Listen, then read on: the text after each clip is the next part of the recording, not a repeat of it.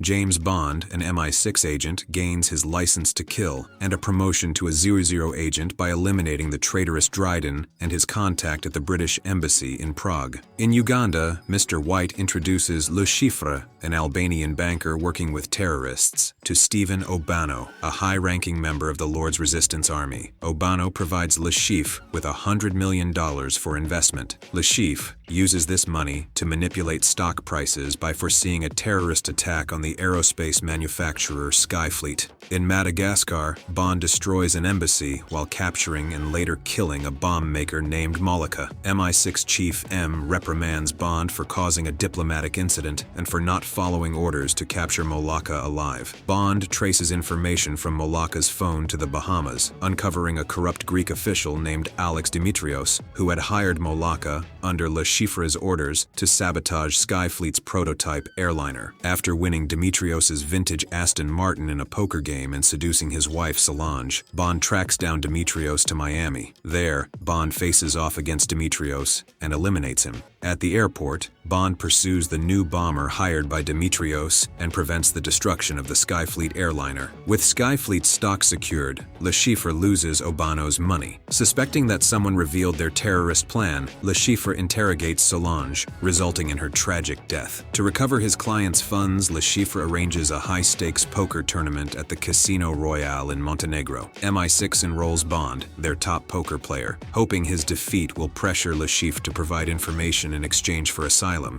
Bond partners with Vesper Lynd, a British Treasury agent managing the $10 million buy-in. They rendezvous with their contact, René Mathis, in Montenegro. When Obanno, furious about his missing money, confronts Le Chiffre, a conflict erupts, and Bond eliminates both Obanno and his bodyguard. Bond loses his $10 million stake when Le Chiffre learns about his tell, and Vesper declines to approve an additional $5 million. However, fellow player Felix Leiter, CIA agent, backs Bond in exchange for custody of Le Chiffre. Le Chiffre's lover, Valenka, poisons Bond's martini, but Vesper saves him. Bond returns to the game and wins the tournament. Le Chiffre kidnaps Vesper and takes them to an abandoned ship, where he tortures Bond to extract the bank account password. Bond withstands the torture. Mr. White intervenes, killing Le Chiffre but sparing Bond and Vesper for unexplained reasons. Bond wakes up in the hospital and recuperates with Vesper by his side. He suspects Mathis of tipping off Le Chiffre about his tell, leading to his arrest. Bond falls in love with Vesper and resigns from MI6. The couple travels to Venice. M reveals that Bond's winnings weren't transferred to the British Treasury, making Bond suspect Vesper's betrayal.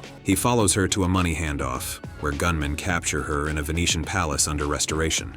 Bond shoots the building's flotation devices, causing it to sink into the Grand Canal while taking out the shooters. Vesper gets trapped in an elevator, and after locking herself in to prevent Bond from saving her, she tragically drowns. In the meantime, Mr. White escapes with the money. M informs Bond, who's back on duty, that the group linked to Le Chiffre threatened to harm Vesper's lover unless she worked as a double agent. Bond accuses Vesper of betrayal, but M suggests she likely saved Bond's life by trading the winnings for his safety. Bond discovers that Vesper left her phone to assist him, checks her contacts, and finds Mr. White at an estate in Lake Como. He shoots White in the leg and introduces himself with the iconic line, "The name's Bond, James Bond."